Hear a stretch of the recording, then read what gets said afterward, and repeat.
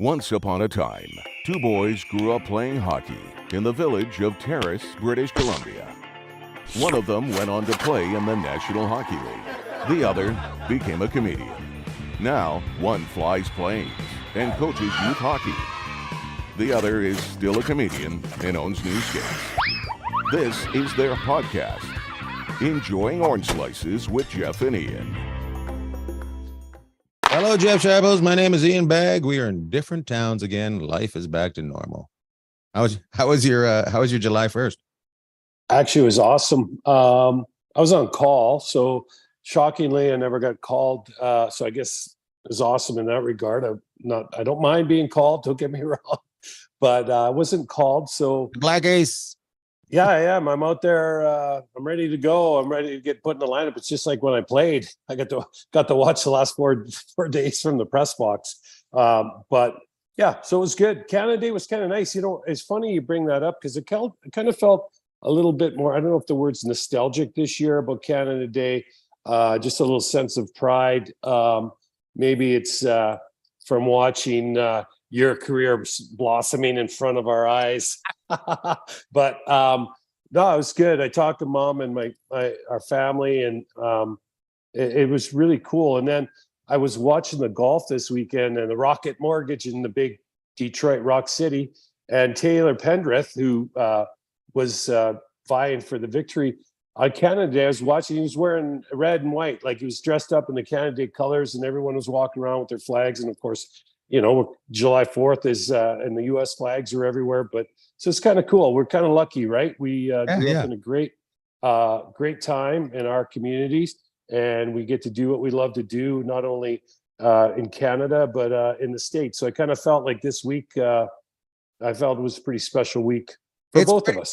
It's pretty fun because it's July 1st and July 4th, and we celebrate July 3rd here in Long Beach. We have the fireworks on July 3rd, so I kind of look both days. I yell Happy Canada Day during the fireworks. People are confused.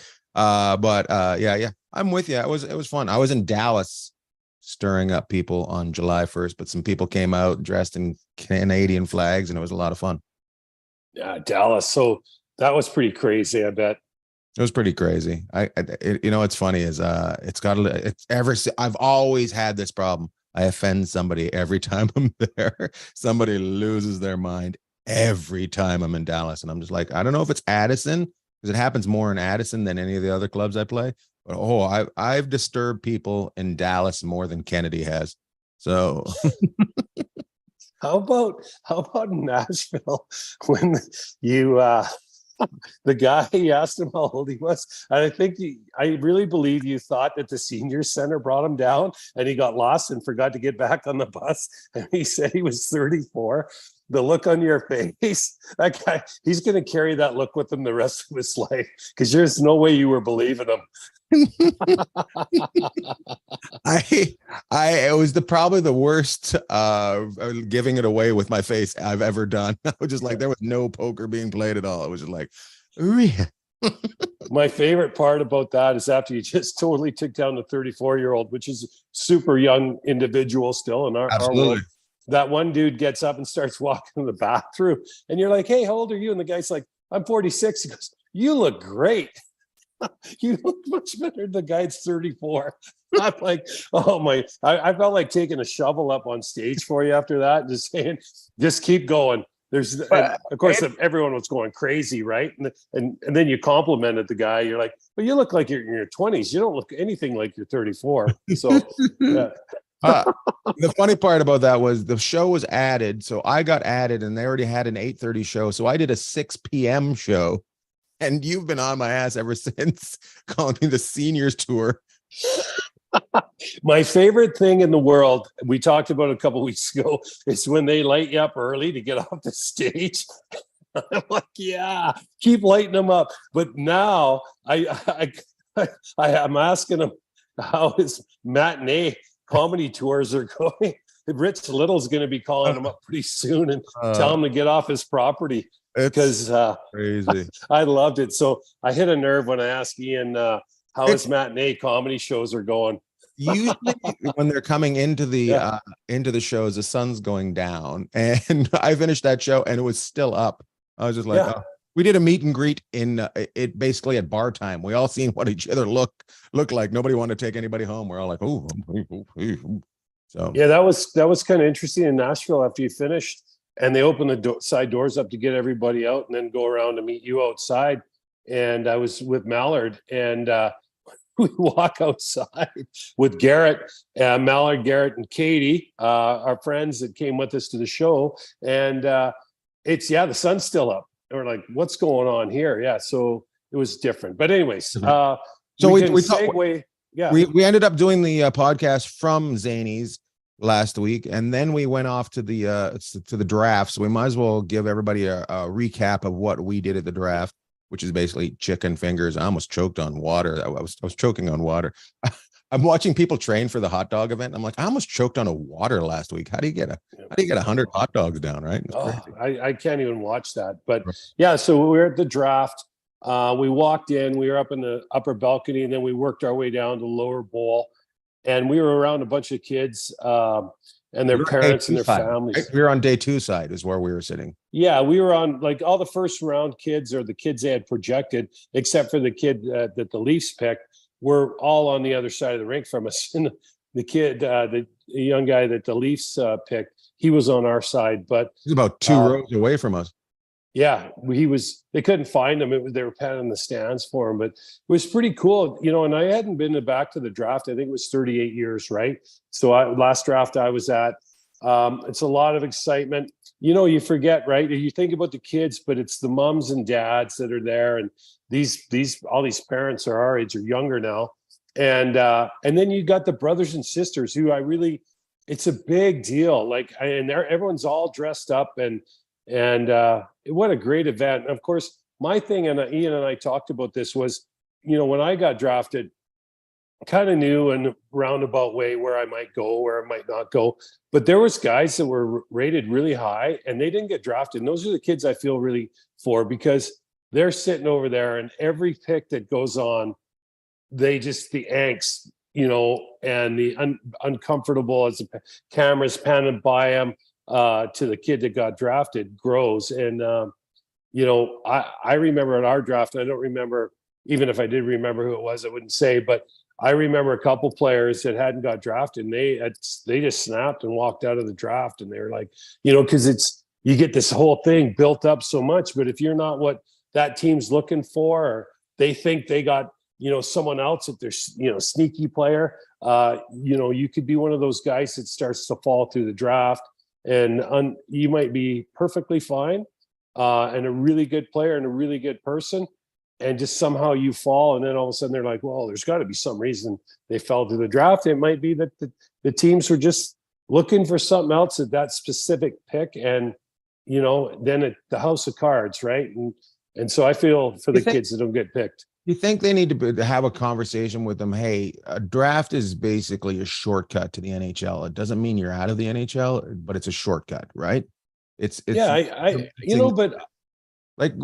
go ahead. Yeah. We hung out with White Cloud. He wasn't drafted. Well, I was going to bring him up, and I saw him this morning. They had a parade up in Summerlin, the west part of Vegas, July 4th parade up there, and him and Nick Hague are up there. It worked out pretty good for him. And Nick Hague, who is one of the only draft picks, the recent ones, that was in the Knights lineup. And Nick Hague was a second round pick.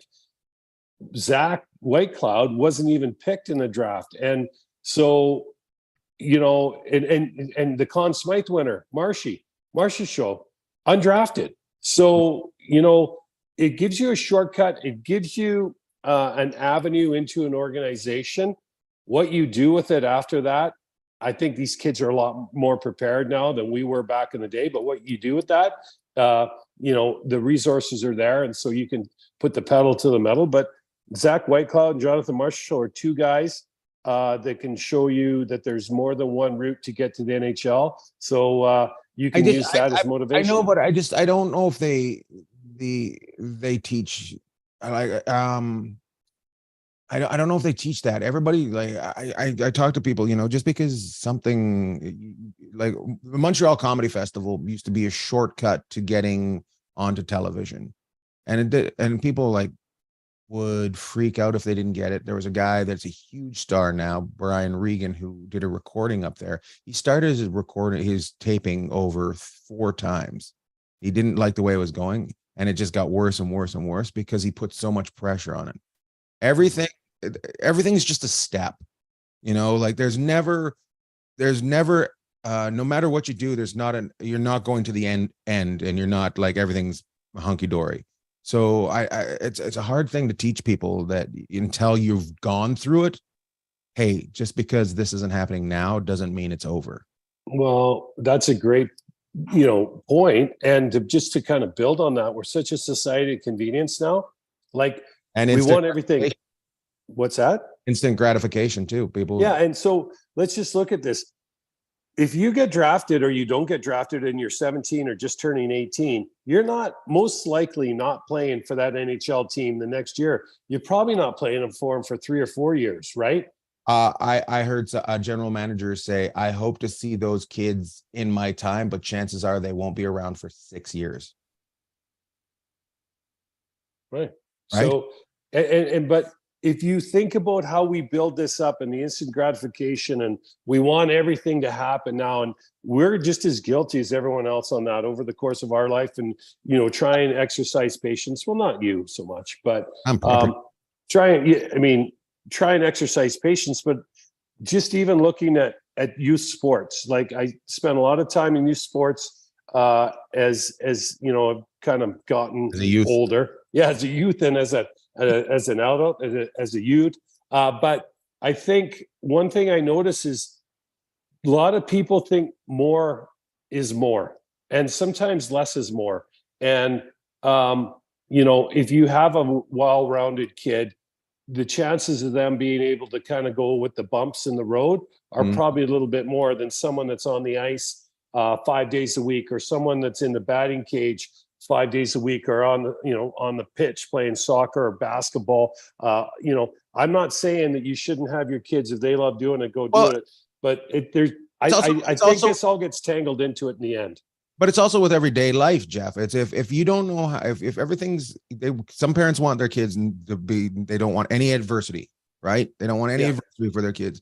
Well, at some point, something's going to happen and you're going to be in the ditch. How do you deal with that? If you got to go through all that. And I think I know we're going back to the draft now, but I think I could just see the disappointment in some of those kids' face every time somebody else got called, and the nerves and the rubbing of the hands. You're just like, yeah, there's no way you're going to be calm and just loose. But I hope they realize that tomorrow they just have to get back and work again. It doesn't matter that they didn't get drafted. Well, and there's a spotlight put on them. They're young people. They're trying to figure out how to handle it. And sometimes the parents get wound around the axle too, right? And this kind of goes, wound around the axle. That's a sharpalism. Well, but they do, and so I look at it, and one of the things I say in youth sports is we talk to parents all the time, and what I was trying to share, and I'm not building any rockets, but we want your son or daughter to still be playing the sport or whatever it is, participating in it at 15 and 16. And then we can start to look at options. Well, here's the other thing. The draft day's it's 2 days a year. But then the goal is we want that young hockey player or soccer player or baseball player, whether they get drafted or not, to still be participating in it, and hopefully as a pro, 2, 3, 4 years down the road. So we take 17 and 18 and move that into 20, 21, 22. And if they're still progressing, I think things are going to look pretty good. I'm not going to say I'm not guilty of trying to shallow things down and increase time or decrease time frames. But what I think that I do now is I just go, look, your son or daughter most of these kids are great athletes. The kids at the draft are fantastic. Sometimes less is more. So you know what? Just a little bit of patience, easier said than done. Absolutely. Yeah. No, you gotta love the game. But the game of hockey, even though I was nowhere near getting drafted because there just wasn't enough teams, Hockey has changed my life over like running into people, playing hockey with people, got me my first movie role, stuff like that. So it doesn't have to be the NHL to change your life. So as long as you like, I love the game. That's it. I love the game. Game help me through, so whatever. But didn't you feel though at the draft and Nashville's crazy? What a great town. I talked, by the way, to interrupt you, I talked to Dana. I said, do you guys get days off? He goes, oh yeah, we get a couple days off in Nashville every year. I'm like, how many teams are playing guilty in that town? Every team is playing guilty. Oh, I know. Yeah. You might want to bet on the Preds. He goes, where did you go? I said, we went to, I said, where do you think we went? He goes, Tootsies. And I go, yeah. He goes, did you go to the third floor? I said, no, we only went to the second floor. He goes, nah, the third floor is where you got to go. So apparently we didn't get to the third floor. Well, we got to the third floor in one place, but yeah, I mean, I think what that was my response too. Well, we did that. We did that, Dirks. Yeah. I mean, aren't they all the same? But there was a lot of energy. That's kind of the cool thing about being at the draft. There was a lot of energy in the draft. Youth always brings energy. I mean, overall, I think, there maybe were a few surprises, but there wasn't much going on. You and I were kind of hoping there might be some big trades, but there wasn't. And the draft went on and they did their thing. And then now we're into free agency. So, there's teams that are, it's funny, copycat league, but there's just teams that have just decided that they just, they need to change course. One of those teams that's been really aggressive is Toronto. And Tree Living's come in and brought in Reeves, Bertuzzi, Domi, Klingberg. Trying to think who else. I mean, Nashville's been aggressive by adding Luke Shen, Ryan O'Reilly, and a couple other guys down there. They also were aggressive, Nashville was, in buying guys out and trading people. So, the one team that you I'm going to say this right now. I'm going to say this. Yeah. I think Tree Living will go after one of the goalies in Calgary, by the way. I bet you. Oh, why not? I wouldn't be surprised. The one I wouldn't be surprised if Vladar went, but you could, in Calgary, there's a young kid, I think his last name's Wolf, Dustin Wolf, I think it is. Anyways, he's done all he can do in the American League. He's set that thing on fire. If he was 6'3", he'd already be in Calgary. He's 6 feet, around 6 feet, 6'1". Tiny man. He's not a big goalie. So that's why everyone's like, oh, we're going to, wait. But Calgary has got to move one of their goalies, and it's either going to be Markstrom or Vladar, or, because they can get something probably a little bit more than they can get for Wolf right now. So Calgary surprised me in one regard because they didn't do anything at the draft. Winnipeg made one big trade. Toronto's doing their thing. They did very well. Winnipeg did very well in their trade, I thought. Yeah, very well. And then another team that's just kind of been sneaky through some acquisitions since is Colorado. Couple trades and some signings. Obviously the Kings made a big splash. Vegas didn't do anything, which I don't think anyone's surprised at. Let's talk about, before we get going too far, let's talk about the biggest exciting trades and the biggest disappointment trades. This show, we don't have a guest. It's brought to you by headygear.com. All these players that are moving are packing their Heady Gear bags and headed to a new team. So go to headygear.com, get yourself a backpack or a bag from Brett Hedican. Good guy. Use the discount, get a discount with the code BAG, and do that, man. We'll talk about this. We'll do a shout out, and then we're going to move along. No guest today. Wrapping it up. It's going to be a little quiet over the next couple months before we get things going. It's basically vacation time, but it's not vacation time because it is what camp's going on right now, Jeff? Oh, development camps. The development camps going on, and then you'll see guys go on vacation more. So so let's talk about the biggest win and the biggest loss in the free agent and drafts July 1st. Well, okay, I'll start off with the softball. I mean, I think the biggest win is Bedard to Chicago, right? No. No. What? I said free agency. Free agency. Okay, if we back the tape up, I'm pretty sure you said drafts too. No, I didn't. You got to stay off it last night. You get all liquored up, and then today you can't remember what you said. you go out there, you have a little bit of fun for the Yeah. celebration of independence, and people get all over you.